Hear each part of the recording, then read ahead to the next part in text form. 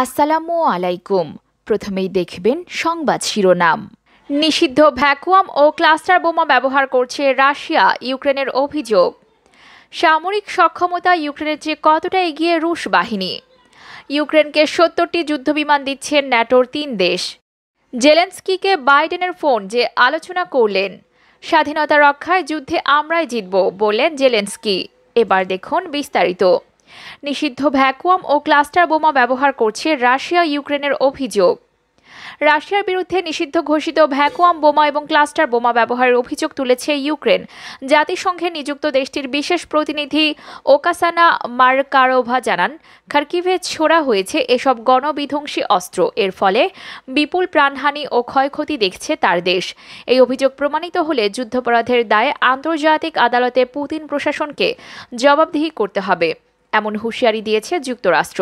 কেবল সামরিক ঘাঁটি আর সীমান্তবর্তী তল্লাশি চৌকিগুলোই হামলার মূল টার্গেট বলে রাশিয়া বারবার দাবি করলেও সোমবার ২৮শে ফেব্রুয়ারি দেশটির বিরুদ্ধে জেনেভা কনভেনশন অনুযায়ী নিষিদ্ধ ভ্যাকুয়াম ও ক্লাস্টার বোমা ব্যবহারের অভিযোগ এসেছে। যুক্তরাষ্ট্রে নিযুক্ত ইউক্রেনের রাষ্ট্রদূত ওকাসানা মারাকারোভা বলেন, ইউক্রেনের বেসামরিক নাগরিকদের ওপর রাশিয়া মিসাইল, ব্যালিস্টিক ক্ষেপণাস্ত্র ছুড়েছে, এমনকি ব্যবহার করেছে ভ্যাকুয়াম বোমা, যা জেনেভা কনভেনশন অনুযায়ী পুরোপুরি নিষিদ্ধ। তাদের গণবিধ্বংসী কার্যকলাপের বিরুদ্ধে শক্ত প্রতিরোধ গড়ে তুলেছে ইউক্রেন। তাদের বোঝা উচিত, আমরা কোনোভাবেই আত্মসমর্পণ করব না। কাউকে বলছি না এসে ইউক্রেনের জন্য যুদ্ধ করুক, কিন্তু অস্ত্র সহায়তা না পেলে রাশিয়াকে মোকাবেলা করা কঠিন হবে। কিন্তু প্রশ্ন আসতে পারে, কি এই ভ্যাকুয়াম বোমা? জানা যায়, বাতাস থেকে অক্সিজেন শুষে নিতে সক্ষম এই বোমা আসলে থার্মোবেরিক অস্ত্র, যাকে অ্যারোসল বোমাও ডাকা হয়। সাধারণ বিস্ফোরকের তুলনায় এর তরঙ্গ অনেক বেশি দীর্ঘ এবং স্থায়িত্ব সম্পন্ন। এতে রয়েছে বোমা নিক্ষেপের জন্য ভিন্ন দুটি চার্জার পয়েন্ট। সেই সাথে এই বোমার ক্ষয়ক্ষতিও মারাত্মক। বিশ্লেষকদের দাবি, বোমাটির তরঙ্গ চাপে ছিন্ন বিচ্ছিন্ন হয়ে যেতে পারে মানব শরীর, এমনকি হয়ে যেতে পারে নিশ্চিহ্ন। এছাড়া তরঙ্গ যতটা এলাকায় ছড়াবে, বিলীন হবে লোকালয়। বোমাটি নিক্ষেপের পর বিস্ফোরিত না হলেও কাটছে না বিপদ, দীর্ঘদিন থেকে এর তেজস্ক্রিয়তার প্রভাব। ইউক্রেনের অভিযোগ সত্য প্রমাণিত হলে রাশিয়াকে যুদ্ধাপরাধের দায় নিতে হবে, এমন হুমকি দিয়েছে যুক্তরাষ্ট্র। হোয়াইট হাউসের মুখপাত্র জেন সাকি বলেন, নিষিদ্ধ বোমা ব্যবহারের এখনও বিশ্বাসযোগ্য কোনো তথ্য পায়নি যুক্তরাষ্ট্র। অপরদিকে সামরিক সক্ষমতা ইউক্রেনের চেয়ে কতটা এগিয়ে রুশ বাহিনী। দক্ষিণ পূর্ব দিক থেকে হামলা শুরুর পর ইউক্রেনের ৩ দিক থেকেই সাঁড়াশি আক্রমণ চালাচ্ছে রাশিয়া। বিমান হামলা তো আছেই, স্থল ও নৌপথেও আক্রমণ চালাচ্ছে রাশিয়ান সেনাবাহিনী। বিভিন্ন স্থানে রুশ বাহিনীর বিরুদ্ধে প্রতিরোধ গড়েছে ইউক্রেনের বাহিনীও। যদিও রাশিয়ান সেনাবাহিনীর সাথে ইউক্রেনের সেনাবাহিনীর পাল্লা দেওয়ার ক্ষমতা রাখে না। যেখানে রাশিয়ার হাতে রয়েছে বিশ্বের দ্বিতীয় শক্তিশালী সামরিক বাহিনী, সেখানে ইউক্রেনের সেনাবাহিনী বিশ্বের ২২তম শক্তিশালী। রাশিয়ার সক্ষম সামরিক সদস্য আছে ৮.৫ লাখের মতো, যেখানে ইউক্রেনের আছে ২.৫ লাখের মতো সামরিক সদস্য। রাশিয়ার সামরিক বহরে ট্যাঙ্ক আছে ১২,৫০০-এর মতো, আর ইউক্রেনের হাতে আছে ২৬০০-র মতো ট্যাঙ্ক। রাশিয়ার সামরিক বহরে ট্যাঙ্ক আছে ১২,৫০০-এর মতো, আর ইউক্রেনের হাতে আছে ২৬০০-র মতো ট্যাঙ্ক। সামরিক যানের সংখ্যা রাশিয়ার ৩০,০০০-এরও বেশি, যেখানে ইউক্রেনের সামরিক যানের সংখ্যা মাত্র ১২,০০০। রাশিয়ার কাছে আর্টিলারি গান আছে ১৪,০০০-এর মতো, আর ইউক্রেনের এই অস্ত্র সংখ্যা ৩,০০০-এর কিছু বেশি। নৌশক্তিতে রাশিয়ার ধারের কাছেও নেই ইউক্রেন। রাশিয়ার কাছে আছে ৬০০টির বেশি নৌবহর। ইউক্রেনের নৌবহরের সংখ্যা মোট ৩৮টি। রাশিয়ার হাতে ৭০টির মতো সাবমেরিন থাকলেও ইউক্রেনের নৌবাহিনীর হাতে নেই কোনো সাবমেরিন। তবে ইউক্রেনের সবচেয়ে বড় শক্তি হচ্ছে তাদের মিত্র পশ্চিমা বিশ্বের দেশগুলো। পশ্চিমা বিশ্ব থেকে বেশ কিছুদিন ধরে সামরিক সহায়তা পেয়ে আসছে ইউক্রেন। যুক্তরাষ্ট্র থেকে অ্যান্টি ট্যাঙ্ক মিসাইল পেয়েছে ইউক্রেন। এছাড়াও গত ডিসেম্বর থেকে ইউক্রেনকে শত শত জ্যাভেলিন মিসাইল দিয়ে আসছে দেশটি, যা রাশিয়ান ট্যাঙ্ক ধ্বংসে ইউক্রেনকে বাহিনীকে সাহায্য করবে। এছাড়াও ন্যাটোভুক্ত ৩ দেশ পোল্যান্ড, বুলগেরিয়া ও স্লোভাকিয়া মোট ৭০টি যুদ্ধবিমান সরবরাহ করবে ইউক্রেনে।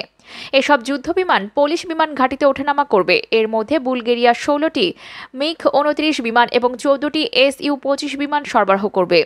পোল্যান্ড পাঠাবে ২৮টি মিগ-২৯ যুদ্ধ বিমান এবং স্লোভাকিয়া ১২টি মিগ-২৯ বিমান সরবরাহ করবে। তাছাড়া সামরিক সহায়তা করছে জার্মানি ও ফ্রান্সের মতো দেশগুলোও।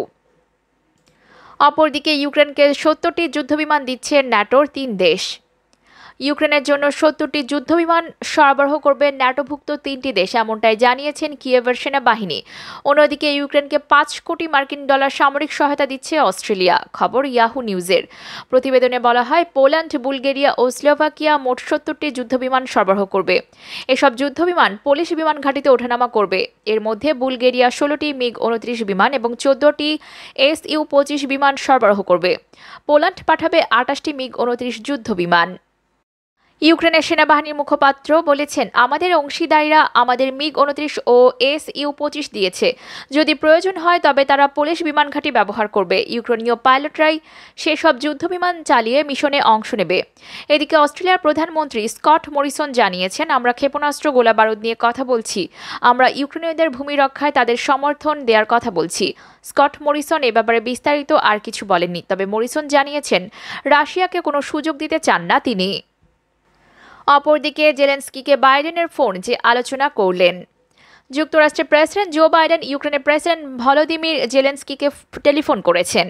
সিএনএন-এর খবরে বলা হয়েছে, বাইডেন ইউক্রেনের প্রেসিডেন্টের সঙ্গে 30 মিনিট কথা বলেছেন। দুই প্রেসিডেন্ট ইউক্রেনের রুশ হামলার বিভিন্ন বিষয় নিয়ে আলোচনা করেন। হোয়াইট হাউসের বরাতে গার্ডিয়ানের খবরে বলা হয়েছে, প্রেসিডেন্ট বাইডেন রাশিয়ার আক্রমণ প্রতিরোধে জেলেনস্কিকে সহযোগিতা অব্যাহত রাখার প্রতিশ্রুতি পুনর্ব্যক্ত করেছেন। এছাড়া দুই প্রেসিডেন্ট রাশিয়াকে জবাবদিহিতার আওতায় আনতে যুক্তরাষ্ট্র এবং মিত্র দেশগুলোর প্রচেষ্টা নিয়ে কথা বলেন। ইউক্রেনের আবাসিক এলাকাসহ দেশটির বিভিন্ন স্থাপনায় রাশিয়ার হামলা বৃদ্ধি নিয়েও তারা কথা বলেন। এদিকে রাশিয়ার প্রেসিডেন্ট ভ্লাদিমির পুতিনকে কঠোর বার্তা দেওয়ার জন্য জো বাইডেনের প্রতি আহ্বান জানিয়েছেন ইউক্রেনের প্রেসিডেন্ট ভলোদিমির জেলেনস্কি। সিএনএন-এর এক সাক্ষাৎকারে প্রেসিডেন্ট বাইডেনের প্রতি জেলেনস্কির এই আহ্বান জানান। জেলেনস্কি বলেন, এটা খুবই গুরুতর বিষয়, কোনো সিনেমা নয়। তিনি বলেন, আমি আইকনিক নই, তবে আমি মনে করি ইউক্রেন আইকনিক। ইউক্রেন ইউরোপের হৃদয়। এখন আমি মনে করি ইউক্রেনকে এই বিশ্বের জন্য বিশেষ কিছু হিসেবেই দেখে ইউরোপ। এই কারণে বিশ্ব এই বিশেষ কিছুকে হারাতে পারে না।